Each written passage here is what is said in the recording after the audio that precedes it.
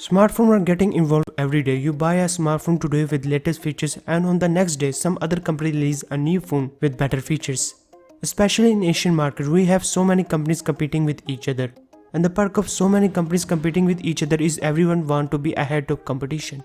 And this thing brings innovation and more perfect product for people.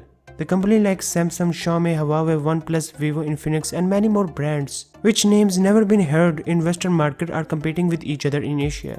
Last month, Xiaomi launched its flagship Mi 10 Ultra in Western market and it is already captured the attention of people there.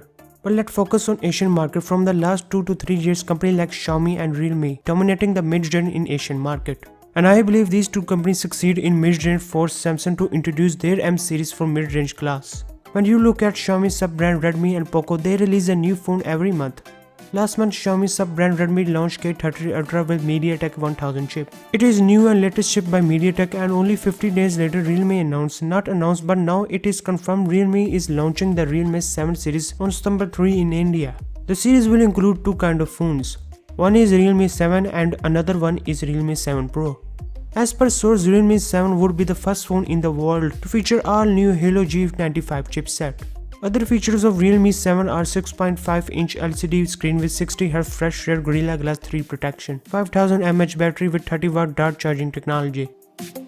If you don't know about dart charging, then in simple words, it is a way of Realme using word dart instead of fast charging. Realme 7 come in two variants, 6GB RAM with 128GB storage and 8GB RAM with 128GB storage. It has 64 megapixel main lens and a 8 megapixel ultra wide lens and 2 megapixel portrait camera and 2 megapixel focal length.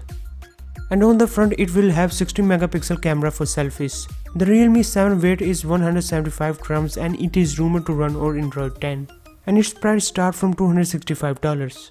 On the other hand, when we look at Realme 7, it will also launch on the same day as Realme 7. The Realme 7 Pro will have 6.4 AMOLED display. The Realme 7 Pro will have 6.4 AMOLED display with 60Hz refresh rate support, but according to some sources it will have 90Hz display. Realme 7 Pro also has an in-screen fingerprint reader, so that means no side finger scanner.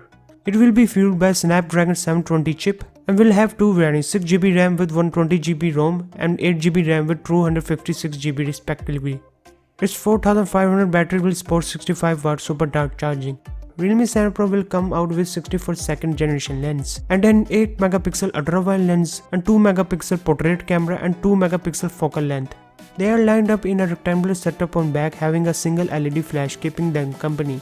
The Realme 7 weight is 190 grams and it is rumored to run on Android 10. There are three prices for Realme 7 Pro, $320 for 6GB 128GB variant, $350 if you want 8GB RAM with same storage, and $470 for 8GB RAM 256GB variant.